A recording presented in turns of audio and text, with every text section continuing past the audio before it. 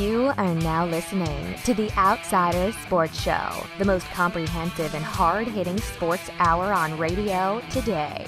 And now, coming at you with their unabashed sports magnetism, here are your hosts, Clint, Switzer, and Noah Groniger. The Outsiders Sports Show is live before your naked steaming eyes. Clint, Switzer, and Noah Groniger joining you here. Hope everybody had a wonderful holiday season, Christmas, or whatever you happen to celebrate. I hope it was the best one yet. Yes, until next year. So we hope you guys had a good one, like we said. And we've got the Cotton Bowl coming up.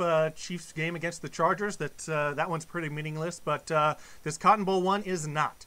Well, you know, you can make the argument that all bowl games are meaningless except for the BCS championship game. But, this Missouri-Oklahoma State matchup, I think, is a good one. I think it's going to feature some pretty good offensive football. After what Missouri did in the SEC championship, you just got to hope that Oklahoma State doesn't decide to run any read option plays, because that could be a big problem for Dave Steckel and this Missouri defense. But I think you're going to see kind of a more traditional passing shootout in this game. And Missouri has had pretty good luck against defending the passes. It's been a pretty good defense up until that SEC championship. Oklahoma State coming in with bookend losses in the Big 12 to West Virginia, who's terrible, and then to Oklahoma to end the season and in the Bedlam game. So I don't know what you're going to see from either team. Missouri obviously let down. They were a game away from the BCS championship game. Oklahoma State looked to be a lock for a BCS bowl game, got knocked off by Oklahoma. It just kind of depends on what type of team shows up for this, and we're going to be previewing the game with Missouri freshman quarterback Trent Hosick here in just a little bit. So going to be talking more about this Cotton Bowl. Noah, what do you see out of this game? I mean, I know Oklahoma State with Clint, who played most of the season at quarterback for them, 1,700 yards passing. That's what Missouri is going to have to really be keyed in on, is him and a couple of receivers that Oklahoma State has that he can get the ball to and cause some havoc, really. I actually think Missouri rolls in this game. I think their defense gets back on track. I think those pass rushers are going to be more useful in a game like this instead of a game like Auburn. Even if Oklahoma State does go with more running, trying to take advantage of what Auburn did, they don't have a Trey Mason. They don't have an SEC offensive line that can maul you, push you out of the way, and do exactly what they want, put their will on you. So I think Oklahoma State's going to go with the pass, like you said. I think Sam's going to come up with some sacks. The secondary is going to hold their own, EJ. Gaines, but what about, though, Michael Sam? Michael Sam, consensus All-American, I believe the 32nd in Missouri football history. Just what an unbelievable season for him. Right there atop the leaderboard in sacks in the country this year, and then the SEC Defensive Player of the Year. Michael Sam may push his way into some draft boards because of the season that he had, even though he's still considered for the NFL a bit undersized, even at 260 pounds for defensive end. I don't know if I agree with you about Missouri rolling in this game because, like I said, these bowl games are so unpredictable. You want to go to Vegas and start betting bowl games, you might as well literally flip a coin and go with it, because you don't know what kind of team's going to show up. Is Missouri focused and excited to play in the game? This is the Jerry Jones AT&T Stadium in Dallas, not at the actual Cotton Bowl Stadium actually. So, and it's not a New Year's Day bowl game. This was such a historically bowl game because it would be played on New Year's Day in the Cotton Bowl, and now it's not a New Year's Day anymore. A couple days later, January 3rd. But they put it back into prime time, and I know that they're going to roll the red carpet out at this wonderful stadium, $80 to park and all that. Well, that's the whole story with these bowl games. Is a team motivated to show up and put on a good performance, or are they disappointed in where they fell and what bowl game they're in, and they're kind of packing it in? So that's going to be the whole thing. But I think if both teams show up and they're ready for this game, I think Missouri rolls. Now, obviously, if Missouri is still upset with what happened and not looking forward to playing in this Cotton Bowl, then yes, Oklahoma State could get the win. How about Henry Josie, who came back this year, and not enough people are talking about it, had a 1,000-yard season, 13 rushing touchdowns, coming off a year where he had to sit and basically rehab his knee for a year and a half. And he finally gets his moment, gets his chance. And not only that, Henry Josie's not atop the depth chart when the season starts. You're talking about Russell Hansborough, Marcus Murphy up there. Henry Josie comes back, 1,000 yards, 13 touchdowns. What a story. Yeah, I don't even know how anyone comes back from some sort of knee injury, let alone the massive knee injury, one of the worst ever, possibly the worst ever knee injury that any football player's ever had in Henry Josie. How do you come back, and how does that not play on your mind, and how are you still at the top of your game coming back like that? I'd be too worried. I'd be focusing on my knee and getting down at every possible chance I had. It can be a mental thing, I think, with these injuries. It's just a testament to how much he loves football and how much his mental toughness of coming back and putting that in the back of his mind and going out there and doing his job. Well, another big part of this, the success Missouri had on the field in 2013 was the quarterback play, whether it be James Franklin or Matty Mock, who filled in so beautifully for James Franklin. And, that's going to bring us to our guest here, because we're going to be talking to Trent Hosick, freshman quarterback, big-time recruit out of Staley High School, ran a read option. The running back on his state championship team a couple years back was Morgan Stewart, a current running back at Missouri, so they've been reunited. Trent Hosick comes in, stick to his commitment, even after Missouri offensive coordinator Dave Yost resigned last year. The team was in turmoil, 5-7 team that Trent Hosick stayed committed to. He came in. Now he's a freshman, learning, probably running a lot of the scout team plays, and we're definitely lucky to be able to bring him on and talk some Missouri football. And we are continuing to break down the 2014 Cotton Bowl, which the Missouri Tigers will be taking part in here on January 3rd, joined currently by current Missouri Tiger freshman quarterback Trent Hosick. Trent, happy holidays. Hope everything's going well with you, man. Things are going well. It was wonderful getting to spend Christmas with my family, and now it's time to get prepared for the Cotton Bowl. Quick turnaround and back to work, right? Hope. Yeah, real quick. Absolutely. Well, I'll tell you what, Trent, it's been a tremendous season. I mean, as you look back to your commitment now a year and a half ago, to see where we're at right now, I mean, could you have imagined after the 5-7 season in 2012 to see where it's come and you being a part of this? I mean, it must have just been an incredible feeling being a part of this 2013 11-2 football team. Yeah, it's been a blessing to have been here. When we committed it, like you said, a year and a half ago, it was, we were saying things like, Missouri, we're committed to Missouri because we feel like Missouri is a team that's capable of winning the national championship. And you throw that around, and it seemed like people used to think we were crazy, but after this season and seeing what our team has done, it's been wonderful to watch it play out, because now people are seeing that it's not crazy. Mizzou really is a great team. It's a great football school, and it's been fun to be a part of as an underclassman, just to kind of see what it looks like to have a national championship caliber team and to see what it looks like. So it's been fun to learn from these guys, and I think that they're going to finish it out with the Cotton Bowl. I think we're going to take care of business down there. Well, Trent, of course, you had such a heralded high school career, state champion there at Staley with your current teammate Morgan Stewart there as well. And but as you look back to your commitment, like we talked about the 2012 team, we talked about the turmoil and the rough season, but also a lot of people don't realize that Coach Yost, offensive coordinator, resigns right as you're getting ready to enroll in school. Was there any wavering at all from you, or were you committed to Missouri and there was no turning back at that point? Well, when we committed to Missouri, it was, we kind of saw it as we were committing to the coaching staff, to Coach Pinkel and to Coach Yost. And so when Coach Yost did resign, there was a little bit of there was an instance where I was like, well, we got to reevaluate this thing, because Coach Yost was the guy that I had really built the relationship with, and he was going to be my position coach, and I was going to be spending my time with him mostly. So he was the guy that I probably bought into when I committed. But then there was a brief moment where I was thinking about other things, and I got a call. I'll never forget. Actually, I was in school, and I just stepped out of class because I'd heard that Coach Yost resigned, and I just couldn't be in school at the moment. So I stepped out of class. And I was sitting in the hall, and I got a call I called Coach Hill, and then I got to talk to Coach Pinkel, and when I talked to Coach Pinkel, it was reaffirmed in my mind that Coach Pinkel was the man that I wanted to play for. He was the head of a program that I bought into, and so there was maybe about 30 minutes where I was considering other things, but ultimately I wanted to play for Coach Pinkel, and I'm glad I stayed with my decision. You get to Missouri during the off season. I mean, what's the difference like stepping onto the college football field, and what'd you learn from players like James Franklin, Corbin Brookstresser, Matty Mock, Eddie Prince? Man, I'll tell you, playing.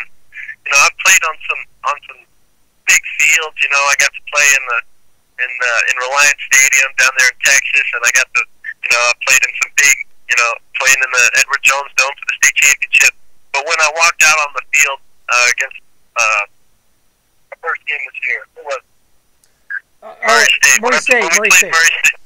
Yeah, when we played Murray State, our first game of the year this year, and I walked out on the field and the stands were packed. It was truly a feeling like I had never felt before, and then at that moment you really realize just how blessed we are as students to be able to play sports in college. It's just a wonderful thing, and it's unlike anything I've ever felt. Be down on that field around all those fans. It's a blessing, and I'll tell you, it's been wonderful to be under James, just because James has a presence about him. The guys love James, and it's been fun to watch him in practice and kind of get to see, because James truly is one of the better quarterbacks in the country, and it's been fun to practice with him. It's been fun to see how he does things, and it's been fun to learn from him. Well, Trent, I mean, you're more of a read option quarterback from your high school days. What have you learned this year under Coach Andy Hill, as he's taken over quarterbacks coach, and Coach Josh Henson, offensive coordinator? What have you learned this year, and how have you been able to adapt your style, your read option style, and what have you learned from these guys as far as just being more of a natural passer? Yeah, my style in high school was definitely different. Learning this offense is definitely something that I've had to adapt to.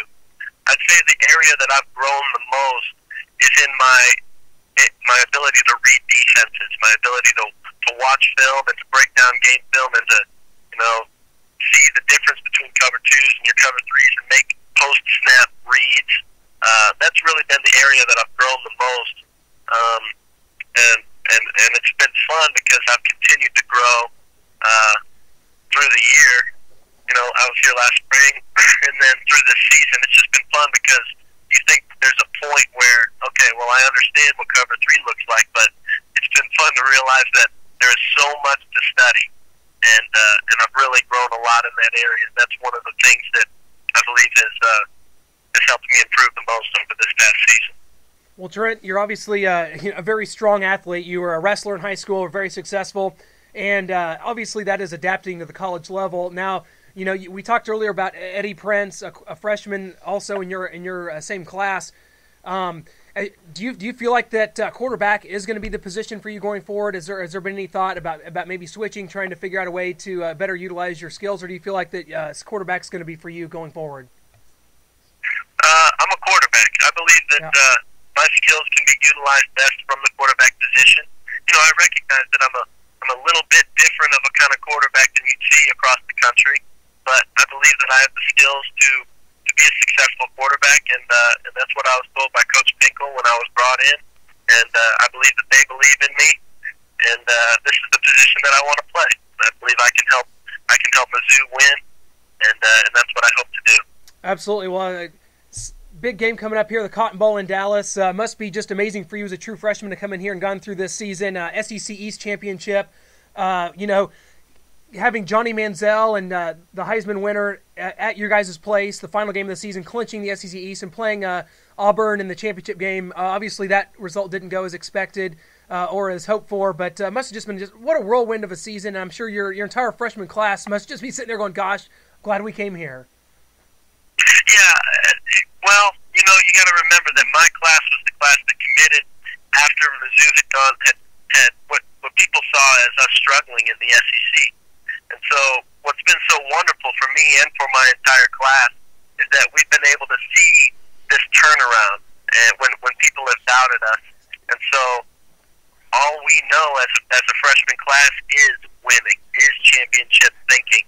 and I believe that that's going to go a long way for our class when our class becomes leaders on the team. And I believe that this class is going to be a special class. I believe the class above us is a phenomenal class. Our class is great, but I think we're getting ready to get another great class. And I think Mizzou fans have a lot to look forward to over the next few years with the special guys that we've got on this team. Well, we got to keep going back to it, Trent. You guys have a crowded quarterback room, great quarterback room. Matty Mock got to play this season for injured James Franklin. Did you think about going somewhere else where maybe there wasn't such a crowd at the quarterback position, or do you revel in this opportunity to take these guys down and win that starting job? It's tough because, it is a crowded quarterback room. But, what's funny is that when we sit in there, and I was talking to Eddie about this the other day, what's funny is that even though it's crowded, we do, and we know that we're in competition with one another, but it's interesting because there is a whole, to be honest, there's not a lot of tension between us. You wouldn't expect from several guys who are very competitive, but I'm happy to be here.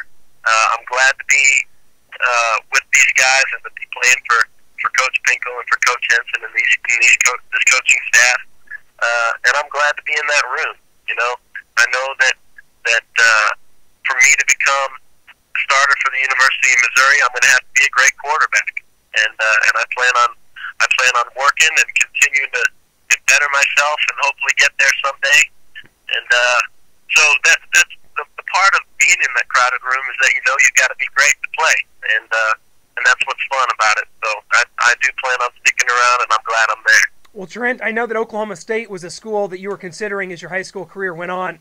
How does it feel to be standing on the opposite sideline from them in a face-to-face matchup? And who would have thought it would have been for an interconference matchup when it occurred back in high school, of course? Both teams are part of the Big 12, and now they meet in the Cotton Bowl, SEC versus Big 12. How do you feel about this matchup? Yeah, it's kind of ironic because, my brother wrestled at Oklahoma State, and I kind of grew up as an Oklahoma State fan, so it's ironic that it came down to the Cotton Bowls between us, and it's going to be a lot of fun because I know a lot of guys on that football team. I know Coach Gundy. I know some coaches on the coaching staff, and even though I wear black and gold through and through, it's going to be neat to see those guys on the field because I didn't expect it because they're in the Big 12 with the SEC now. So it's definitely ironic, but it's going to be a lot of fun to play against them and get to see some of those guys. I'm just curious as to who my brother's going to be rooting for. well, we better know the answer to that. We need to see the pride coming out for his younger brother, I think. No, I know who he's rooting for.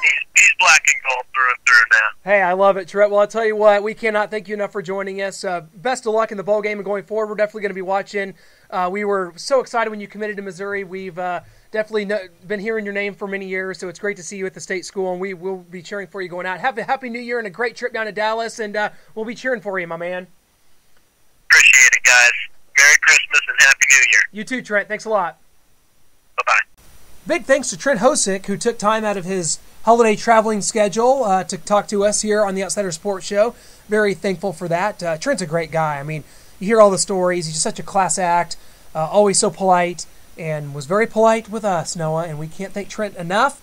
Really hope Trent finds his way at Missouri, finds a way to get on the field, finds a position, whatever it's going to need to be, because he's a heck of an athlete. Yeah, it sounds like he's stuck on quarterback. Yep. That's where he's going to play. So we wish him the best going up against Matty Mock, Eddie Prince, and hopefully he can grab a backup role this year and push Matty Mock his junior season, trying to start. Well, I'll tell you what, Noah, the SEC is well represented during bowl season. The chance maybe all the teams could go undefeated. Unlikely, but if you look at each matchup, the SEC, what they're rolling out there, I'm telling you what, there's going to be a chance. And I think the Oklahoma State, Missouri, and Auburn, Florida State, those are two games that are really questionable for the SEC. Those could be games where that are losses for the conference. But I think a lot of teams, I think Vanderbilt, I really like Georgia over Nebraska, really liking Ole Miss over Georgia Tech despite having to prepare for that option attack.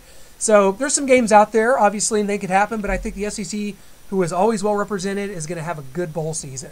Yeah, it looks like it. People say the SEC may be down. I don't think so. I think they're still up there. And looking at the competition they play in the bowls, I do like the SEC coming out of there. I don't know about a sweep necessarily.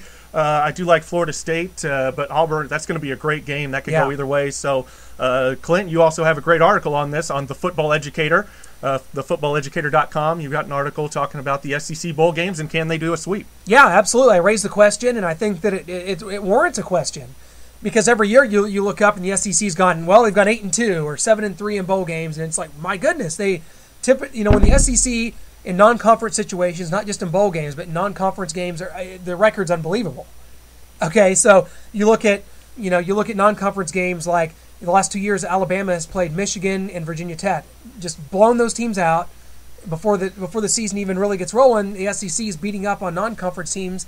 And I think that does spill over into the bowl games a little bit. So maybe you'll see an undefeated bowl season. It would be crazy, a little bit unbelievable. But I did maybe predict that in my article on the Football Educator. Possibly. And moving on from college football, though, as we talk about the NFL, we talk Kansas City Chiefs, talk NFL playoffs. It's all coming up, and everything except for a couple minor details are all but sewn up here. These playoff scenarios get a little crazy mathematically. Not a math person, had to drop out of my community college math class, so I don't have these scenarios. I don't know what to even make of it. I know that the Dolphins are in as of today. The Saints are in as of today, but if the Saints lose, the Cardinals win. The Cardinals will jump in. But it looks like the Saints play the Falcons, so the Saints should get in. Too bad about the Arizona Cardinals, because the Arizona Cardinals now have probably the best win of the year as they go on the road to beat the Seattle Seahawks. So impressed with what these Cardinals are doing. I think Carson Palmer, who even had a couple of red zone turnovers in the game, has had a good season. But the Cardinals' defense, led by Carlos Dansby, has had such a good season. And I think this is a playoff caliber team. They're probably just going to fall short. Yeah, I mean, they've got the 49ers. If they beat the 49ers and the Saints win also, the Cardinals could be on the outside looking in with an 11-5 record. Yeah, unbelievable. And on the AFC side, of course, the Chiefs are locked in. They're the 5th seed. They're going to be going on the road week 1 to play the 4th seed, who we think is going to be Indianapolis, but could be anyone from, Cincinnati, New England. I mean, depending on what happens in week 16. And we're going to be talking to Dalton Loman, our third outsider, guys, a guy that's behind the scenes doing a lot of stuff for us that you don't even realize out there, that does a lot of our social media stuff, tweets, writes a lot of stuff for our page. Dalton Loman's going to be coming on, talking to us about the Chiefs and maybe where they're headed. Because no, I don't. You talk about articles and you talked about mine on the SEC. You had one on the Football Educator that with a nice little Chiefs fan with the words "Come on, man" on a sign at Arrowhead Stadium, and that is the sentiments of a lot of Chiefs fans after they hosted the Colts in the final home game. It did not look good, and a lot of people are scrambling, trying to find a way that this team wins a playoff game, because right now it does not look like it's possible. No, I mean, they come off those 3 losses, Broncos, Chargers, Broncos, and then people think, we finally figured it out. We're getting healthy. Things are going our way. We beat the Raiders. We beat the Redskins, but then we lose to the Colts at home, so it's looking like we just can't beat those good teams. Darn it! Yeah, and you're not going to see the Texans, you're not going to see the Jaguars in the first round of the playoffs. Chiefs are going to probably Indianapolis, a team they just lost to 23-7 at home. Now, stranger things have happened. This Chiefs team, who's going to rest their starters against San Diego, likely lose that game. It's going to be an 11-5 Chiefs team. Probably add a team with the Colts with a similar record, or 11-5 or 10-6 Colts team, depending on what they do. Week 16. I do not like this team's chances. For one, the Chiefs have only beaten the Colts once since 1985. They are an absolute kryptonite for the Chiefs, as is Peyton Manning, yet another playoff team. Denver, the AFC West champs, don't even want to mess with going there. So let's just focus on the wild card round. I don't know. I don't see it. No, I don't either. It's going to be a struggle. The offense, I mean, we only put up 7 points against a questionable Colts defense, and we got up 7. And then the Colts went on a 23-0 run to close out the game. We lose 23-7. The defense isn't getting pressure. Hopefully that can get changed with Justin Houston coming back, but then he'll have to get reacclimated to the game coming off the injury. So it'll be interesting to see. And we are talking Chiefs. We are talking NFL with Dalton Loman, our third outsider. Dalton, welcome. How's everything going with you? Are you excited about this, about the end of the season and a little playoff run for these Chiefs, buddy? Oh, well, I'm always excited because last year this time we had 2 wins under our belt, and there was no hope to be found, and it was a lost season. And this might not be the strongest team, but I'll take this in Christmas time. I'll think about the positive. Yeah, you will, and they're going to be playing in a playoff game for the first time since 2010. Of course, maybe a similar circumstance as the Chiefs did win the division that year. Here we're going to be going on the road. Do you buy into the fact that this is a better road football team, or do you just think this is a better football team against horrible teams? Absolutely not on the road thing. I think that we are just the product of the schedule. I think that we have a smaller advantage at home, but I don't think it's as great as people think. I think that we just play really solid down football, so we can beat up on those smaller teams. The Raiders, we can beat them by 50, or the spinning out of control Redskins. But when it comes to a team like the Colts, we just don't stand a chance. And that's who there's 50% chance we'll be playing the Colts or the Patriots. None of that sounds too promising. It doesn't right now, and you look at we had the Colts at home in this last game, and certainly did not play well. Scored a touchdown early on. Really, nothing else positive happened since I think 23-0 run. Well, there was a 23-0 run, but I think after the Chiefs went up 7-0, I said, "Wow, this against all odds, this team has put together a very solid offensive unit," and I can't believe. As soon as that happened, we did nothing happen for another 3 hours. So I will never post that again on Facebook ever again. So, what do you take away from that, though? What do you take away from that? I jinxed it a little bit too. Absolutely, and do you feel like that you could take anything away from that game? And there's a lot of course. Dalton, you deal with us on a regular basis, and have dealt with some Chiefs fans on a regular basis. Do you feel like after this game that a lot of the Chiefs shills, if you will, were saying, "Oh, bring on the Colts! We will beat them in the revenge game. This game meant nothing." How do you feel about that? I feel like that's a little delusional to say bring on the Colts after they just stomped us at home in a game that still meant quite a bit at the time. But I also am kind of neutral. I like middle ground, if you say. I'm a little neutral because some people are saying that this team just, absolutely the product schedule.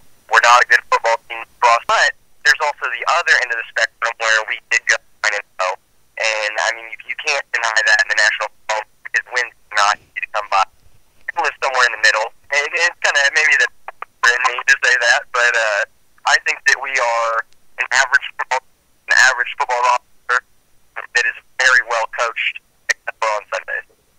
Who do you think is going to take this sixth playoff spot in the AFC? We got the Dolphins, who you were high on at the beginning of the season, the Chargers, the Ravens, and the Steelers. Right now, if I had to bet my life on it, I would go ahead and say the San Diego Chargers are going to get the playoff. Wow.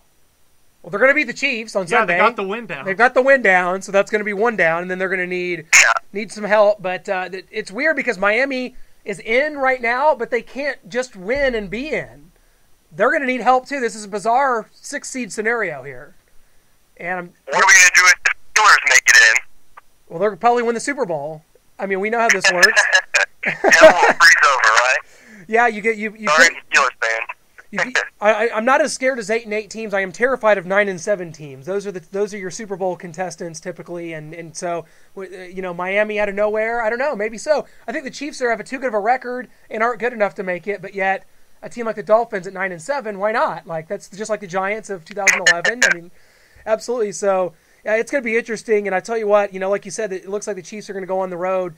Do you think there's a difference going on the road to play Indianapolis, a team we've played, versus going on the road to, say, Cincinnati? Although Cincinnati looks pretty invincible at home, although there's still a possibility for a 2-seed for them.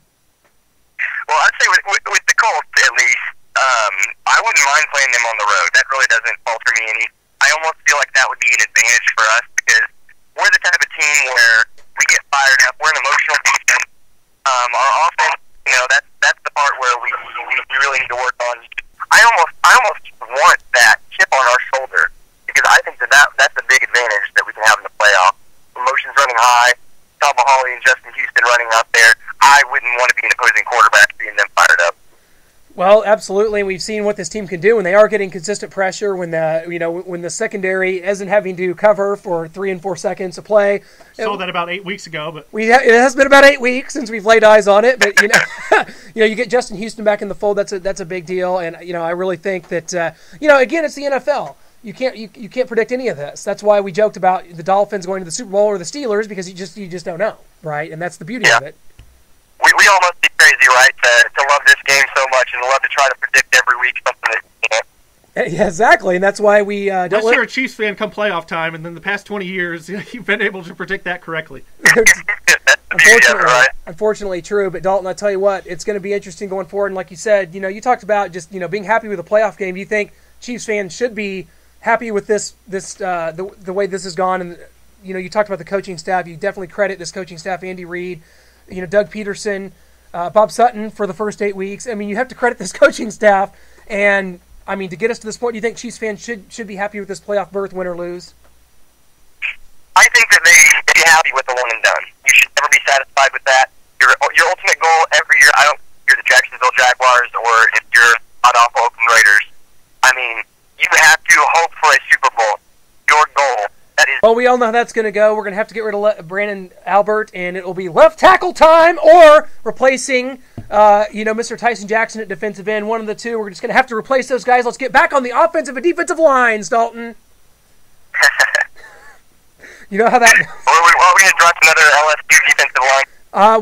We've done the scouting report, and they may not have one this year that's draftable. We will Which find. means we will take one in the first round. Right. So, Dalton, I'll tell you what. We cannot thank you for taking time out of your holiday schedule to come talk to us. We will definitely be bringing you on in the future. We appreciate it, and have a happy holiday, man. We'll definitely look forward to talking soon. Yep. Merry Christmas. Merry Christmas, Dalton. We'll talk to you soon. Thanks a lot to Dalton for coming on and talking to us. He does a lot of stuff for us behind the scenes, and it's good to have him on talking some Chiefs football. Seems like he's kind of in the middle, Noah. He is not one of these Chiefs shills that sit out here, and no matter what happens, they are just good to go. Let's go, Chiefs. Let's get that touchdown. And he's not like us, where we just think the sky is falling at every turn. I mean, well, which it is. So right. But, Dalton does a lot of our stuff. Like we said, a lot of stuff on our Facebook page, Twitter. He was a guest host with me earlier in the season. We talked to Jamie Dukes, I believe, right. After week 1 of the NFL season. We kind of wrapped that up and previewed week 2. So Dalton did a great job there, and it was great to have him on. Well, we'd like to go through and we'd like to predict all these playoff scenarios, and we'd like to predict all these bowl games. Guys, there's so many. We're going to stick to the Starting with the first one. Just kidding. Starting with the BV Day, Compass Bowl, Vanderbilt. No, we're going to stick to the big ones here before we go out, because I will actually be on a Caribbean cruise, Noah, and I will be gone. I'm not taking any sports. Don't tweet me. Don't post on my Facebook wall. I don't want to hear anything about sports for a week, man. I'm gone. I don't need it. It's my bye week. Oh, man, you are so lucky. It's not my bye week. I never get a bye week. I have to sit here and deal with this cruel sports life that I have been dealt. Okay, being sarcastic there, I will be watching every bowl game and NFL playoff game from the cruise ship, because we were making a little joke there about Chiefs tackle guard, actually, Jeff Schwartz, who had tweeted on his bye week that he's not taking his playbook, leave me alone about football, and you had tweeted him and said, well, Peyton Manning probably has his playbook on his bye week, just saying. And so you might need to take a little tape with you. So you're saying I need to at least take my my cell phone and at least break down some film, at least maybe write an article from my phone. Oh, something. Yeah, you got to do something. Okay. A little something. I can enjoy your time out in the sun, but before your eyes shut, nap time when you're in your little suite there, write a little article and then go to bed. That's a deal. You got a deal, man, and I'll tell you what, it's going to be a good time. But we got to get some of these bowl games predicted, some of this playoff stuff, because I will not be on hand to predict that right before the BCS title game. So, speaking of the BCS title game, you talked earlier about Auburn and Florida State. You like Florida State in this game, and I tend to agree. I think Auburn's 600 yards rushing against Missouri. I mean, they did have nearly 1,000 yards between the Missouri and Alabama games. I think that there's something to that, but I just think this Florida State offense with Heisman Trophy winner Jameis Winston, it's too much. I think they're going to win a high-scoring game, 31-28, and I like Florida State in the game. Yeah, I definitely like Florida State. I think they're just on for a miracle ride this year with Jameis Winston. I think the Heisman Trophy winner, so I think they're going to win. I think they're going to win by 10, 34-24. Well, we know the Chiefs are likely going to lose their last regular season game against San Diego on Sunday. They're resting starters. They're going to see a lot of Chase Daniel probably. Going to see a lot of backups, Nile Davis, and players like that we normally don't get to see in the rotation. Hopefully Tyler Bray, but I'm sure That'd he'll be nice. inactive again. I would love to see Bray get some time. But let's move forward to the playoff game. We're just going to say, as of right now, Chiefs at Colts, because that's very likely. Yeah. How does that go? Not well. Oh, darn it! Darn it. Yeah, so jeepers! I have the Indianapolis Colts winning this game. I think we'll put on a little bit better effort than we did when we were at home. I think this game's going to be 28-20. Already got a score prediction for a playoff game that may not happen. We may see Chiefs at Bengals. It could be the Patriots. We don't know, but it's going to be fun. Well, if it's the Bengals or Patriots, it's going to be worse. So let's hope it's the Colts. Well, we will adjust the score to whichever game it winds up being. But you're right. 35-3. I think Chiefs at Colts. I think it is going to be a much closer game because the Chiefs aren't going to be -4 in turnovers again. That won't happen in a playoff game. I think Andrew Luck though has shown he can pick this secondary apart. And they've shown that they can run the ball against this team, 120 yards. In fact, guys like Donald Brown, Trent Richardson had done nothing all season, but all of a sudden they go over a hundo. And if that's a recipe for success in the playoffs, a good quarterback, a good running game, I'm out. Chiefs lose 27-17. And, yeah, they get their playoff appearance, but it's one and done. Yeah, and hopefully we can extend Alex Smith at the end of the year for a nice 7-year, $150 million contract. You know it's coming, son. You know it's coming. Guys, thanks so much for joining us on the Outsider Sports Show here, flying solo just the way we like it. KKES-FM, The Hog, No Way. Rearview mirror. We are leaving it behind. We got this, Noah. And please hit us up on all our social medias. Just search for the Outsider Sports Show. You'll find us. Just Google it. I swear we come up right at the beginning. You don't have to do much searching. Or our website. We've changed the name so it's easier for you to find instead of the outsidersportsshow.weebly.com. All those S's in there. Sports Outsiders. Sportsoutsiders.weebly.com. And Weebly is WEEBLY. All right, guys. Thanks so much for joining us. Outsider Sports Show. Clint Switzer, Noah Groniger. Signing off.